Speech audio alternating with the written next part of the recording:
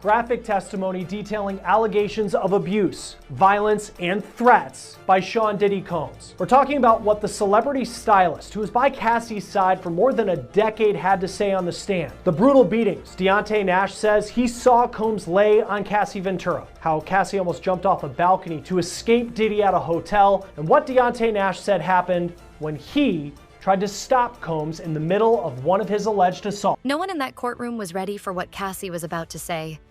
You could feel it in the air. The tension, the weight of every eye in that room staring at her as she took the stand. And when she opened her mouth, everything changed. This wasn't just testimony. This was an emotional, explosive, and terrifying unraveling of a past the world never truly understood. Diddy sat there, visibly agitated, trying to keep his composure. But as Cassie spoke, his mask began to slip.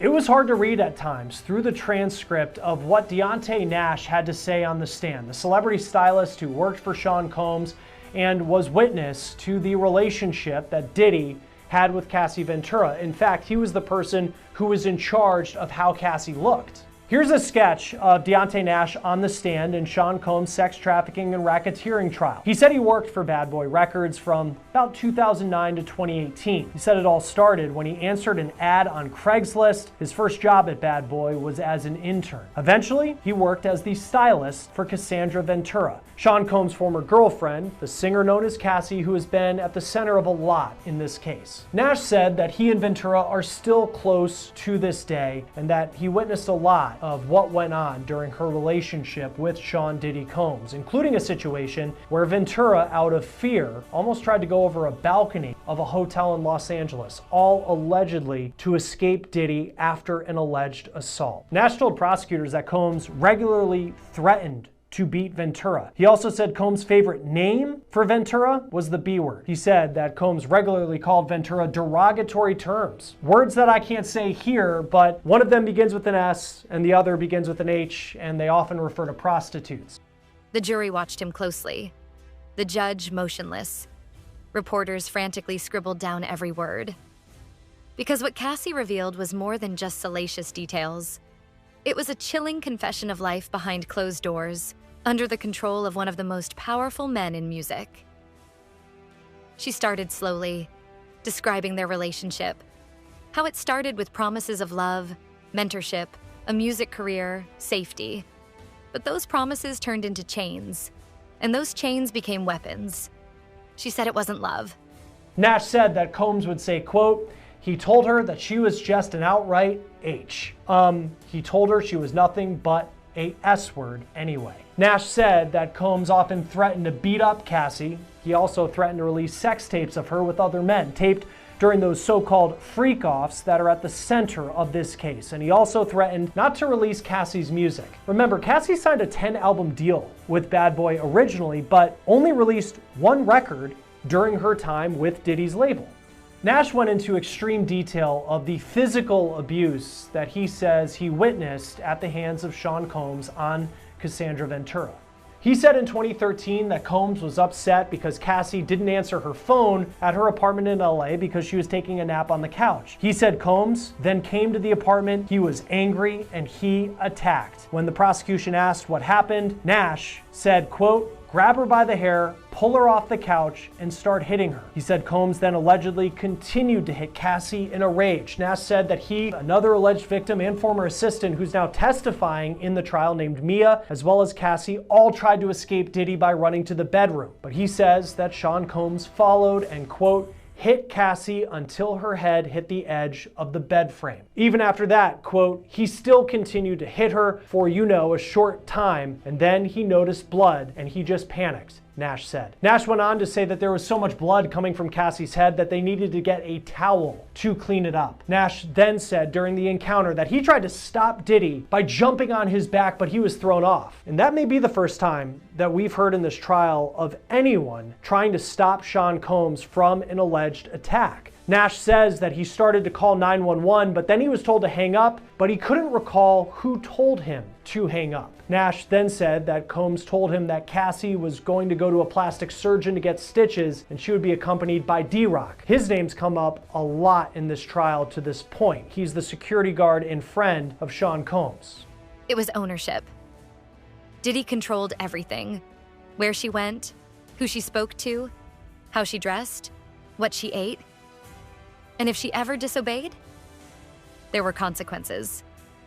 She said she had to ask for permission to breathe, to live, to think. He isolated her from her family, cut off her friends, even hired people to monitor her every move. Cassie described the freak-offs in graphic detail. She said Diddy forced her to attend, participate, and comply. She didn't want to be there. Sometimes she cried. Sometimes she begged. But he wouldn't stop. He treated them like rituals, or worse, entertainment. It wasn't just about sex, it was about dominance, humiliation, submission. She described how he filmed everything, set up cameras, how he wanted proof, control. He would invite other men, some celebrities, some industry executives. She said they all knew what was happening. That was just one of multiple physical altercations that Nash alleges happened at the hands of Sean Diddy Combs. And we found it notable to include what he says Combs allegedly said after Cassie was beaten so bad, in his words, that she needed a towel to clean up the blood and stitches after hitting that bed frame. Nash said that Diddy said, quote, "Look what y'all made me do." The next attack that Nash talked about happened later that year. He says either in 2013 or 2014, and it happened at the same place, Cassie's LA apartment. Here's a picture of her building on Google Maps. Nash said that Combs told him that he was coming over to speak to Cassie. Nash says as she was walking out, quote, "He grabbed her as they were walking out. He grabbed her like by her hair and the back of her shirt and started pushing her out. And he was like, 'I don't give an expletive. You going to get the expletive up out of my house. Y'all going to get the expletive up out of my house.'" The house that Combs was referring to was Cassie's LA apartment. Nash then said he and Cassie went downstairs and Diddy berated them. But eventually he says Diddy, quote, "let them go." But as they were driving down the road, Sean Combs called once again and he told them to pull over. When they pulled over, Diddy walked over to Cassie's window and Nash claims that Diddy said, quote, that he was going to put her sex tapes on the internet. He was going to release them on schedule and that he was going to first start by sending them to her parents' jobs and he was going to get them fired and that her brother was an expletive and that Puff was the only one that protected her. Nash then said he got Cassie a cab to get her away. He says Uber wasn't really a thing back then when you think back to 2013 or 2014. Nash, now at his house, says Combs came by looking for Cassie. Nash said that Combs was mad and he was looking everywhere in the house. He says that Combs even looked in the oven as if Cassie would be hiding there. Eventually, Cassie called Nash, and that is how Sean Combs found where she was that night, because she was calling from a hotel that Sean Combs knew in Los Angeles. And then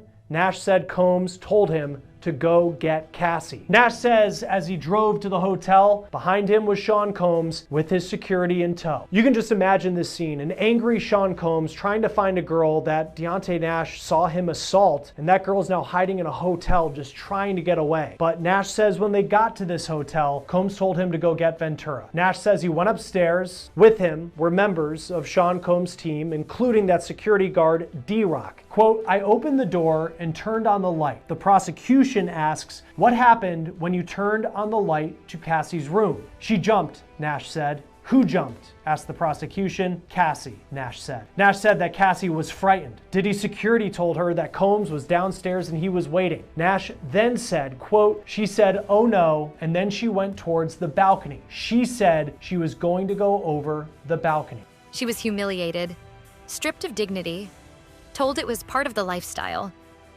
If she resisted, she was punished.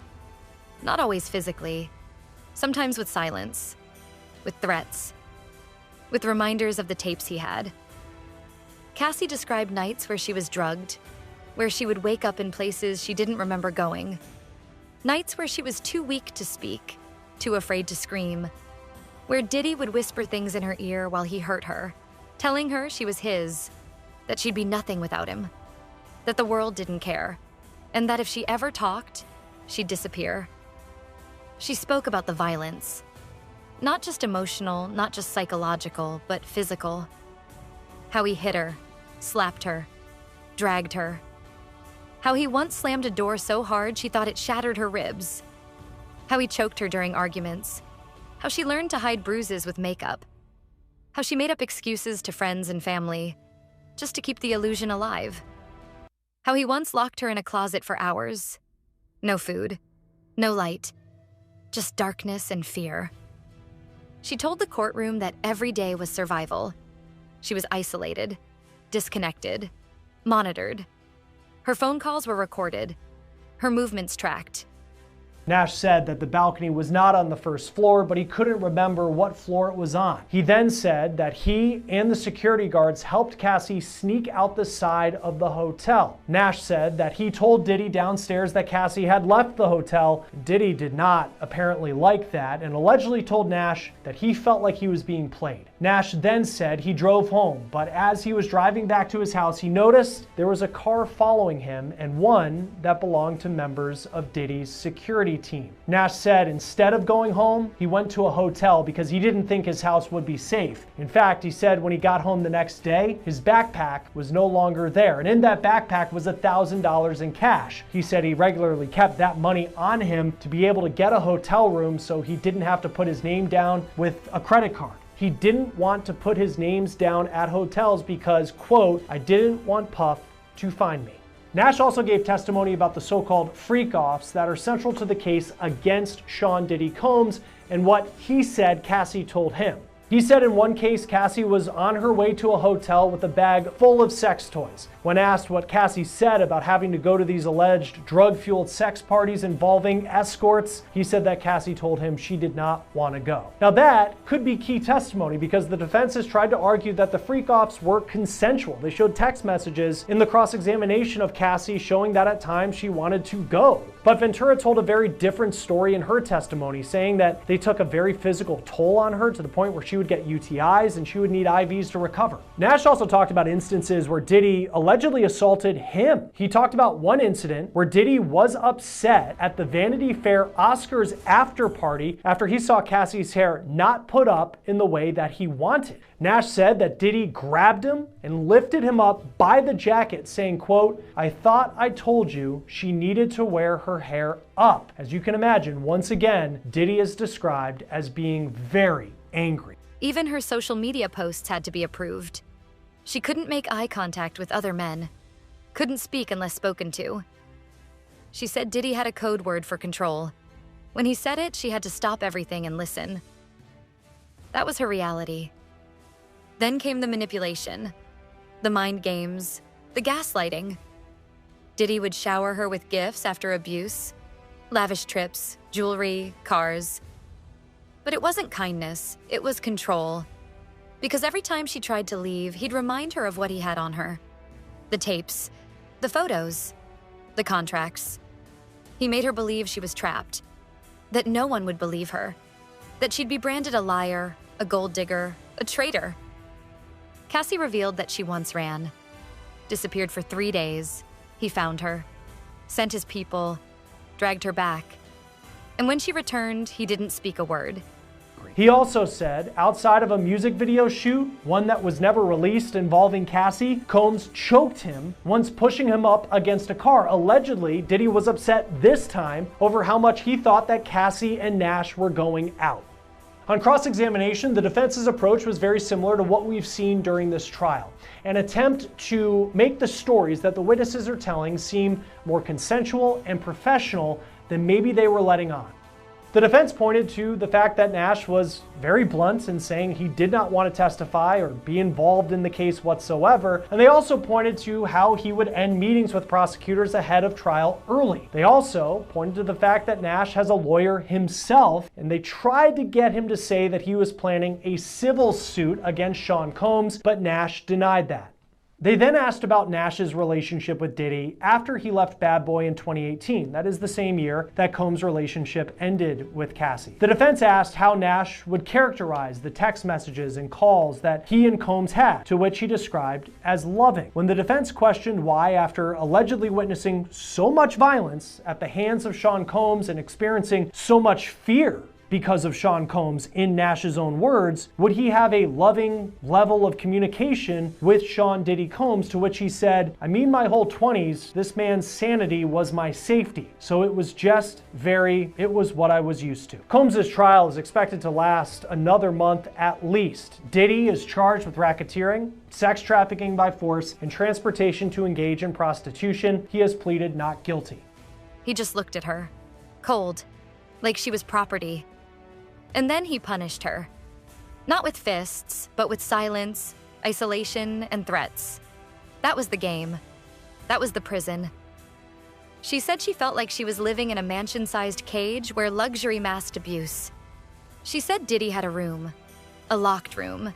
She wasn't supposed to go in, but she did. Once. And inside, she saw shelves, hard drives, tapes, labeled, dated.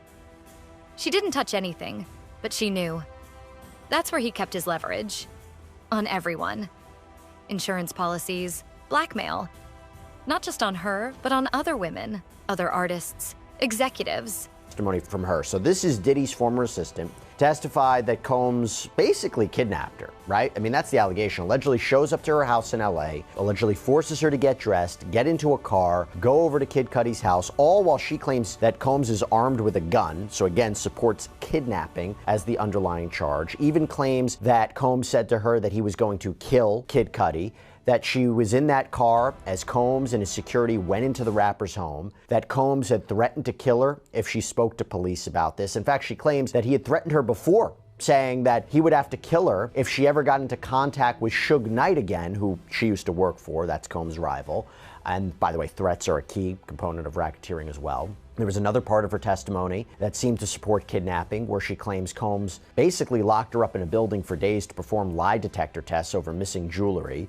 She was also yet another person to testify that they witnessed Combs be physically violent with Cassie Ventura. Cassie Ventura fine. For example, she explained she watched as Combs kicked her. And we're going to get to Cassie's testimony because she is victim one in this case. But Combs is accused of using force, fraud, coercion to induce Cassie into sex trafficking. So you have a big witness, bombshell testimony that helps support the sex trafficking of Cassie charge, the racketeering charge. And again, I mean, to have racketeering and the claim that Combs uses his staff, his bodyguards, his associates to commit crimes and cover them up, you need people from the inner circle to talk about that environment and what was happening. And, you know, we've already heard testimony from other assistants talk about how this was Combs' kingdom and how they would set up freak-offs and clean up after freak-offs, which, as we know, are key components of the sex trafficking and racketeering counts. But it was his vault of secrets. Cassie told the jury that her breaking point came when she looked at herself in the mirror one night and didn't recognize who she was. Her eyes were hollow. Her voice was gone. She was a shell. That's when she started documenting everything, writing things down, talking to a therapist in secret, planning her escape. She started leaving hints in songs, cryptic captions, reaching out to journalists anonymously. And when she finally got away, she was still afraid. Afraid that one call from him could ruin her life, that one leaked video could destroy her. But today, she said, she wasn't afraid anymore. Today, she was taking her power back. She said she was done being silent, done carrying shame that wasn't hers, that telling the truth was her only way to heal. The courtroom was silent.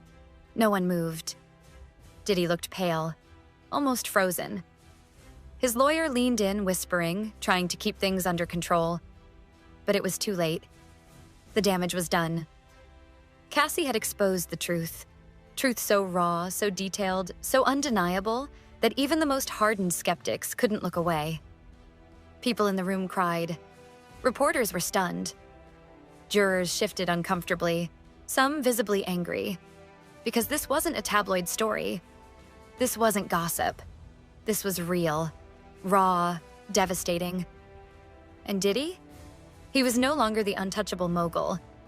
He was a man under fire, stripped of the illusion, forced to sit and listen as the truth crushed him. She was questioned about why she continued working with Combs, the man who allegedly kidnapped her and threatened her. So these are difficult questions for the jury to ultimately sort through. Okay, now we have to move on to the second witness of the day. And this is a major witness. So this person is testifying under the pseudonym Mia. This is a woman who we believe is listed out as victim 4 in this case. She is a former employee of Sean Combs. And before we even get into what she describes as horrific sexual abuse, I want to get into what she described as the working conditions and how she started her employment, because I believe that this will help support the forced labor allegation, one of the underlying predicate crimes for racketeering. So again, I know I say this so many times, but it's complicated. Just want to lay it out one more time. In order to prove racketeering, there are a number of underlying crimes: sex trafficking, forced labor, arson, bribery, kidnapping. It seems to me, and I could be wrong, that her testimony would help support forced labor. Am I right? Because what did she describe about her working conditions?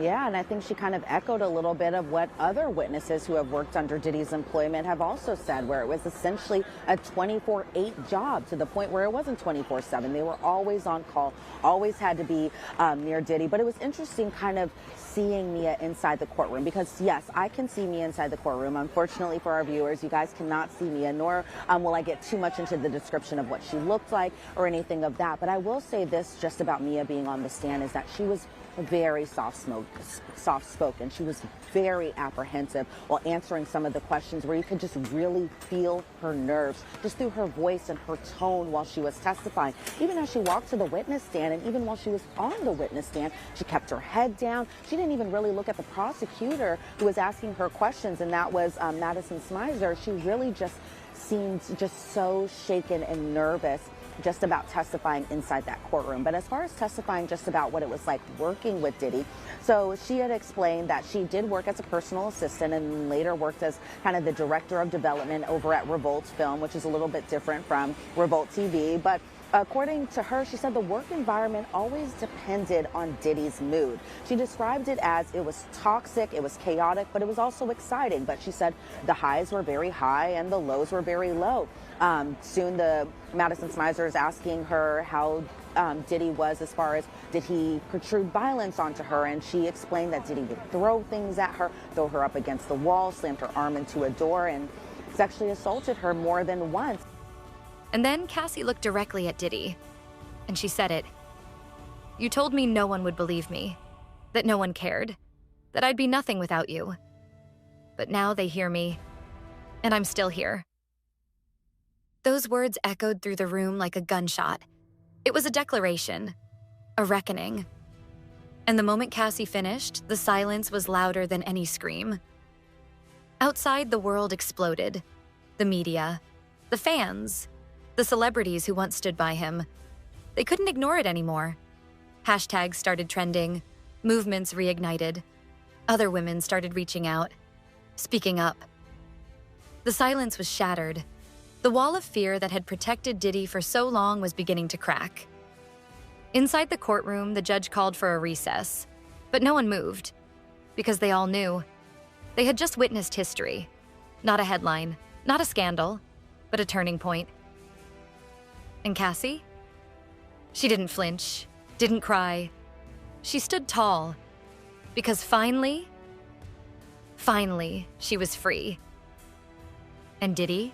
For the first time, he wasn't in control. His empire wasn't enough. The power he used to wield now meant nothing. Not when the truth stood against him. Not when the people started listening.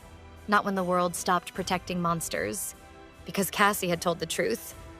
And the world believed her. And now, nothing will ever be the same again.